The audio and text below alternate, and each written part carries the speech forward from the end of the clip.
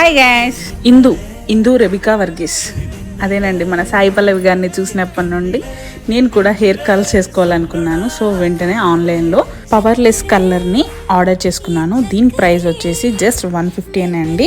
హెయిర్ని ఇలా ఒక్కొక్క లేయర్ తీసుకొని వాటిని ర్యాప్ చేసుకొని పైకి ట్విస్ట్ చేసుకోవడం అంతే అండి. చూడండి, హెయిర్ మొత్తం పెట్టుకున్నాను.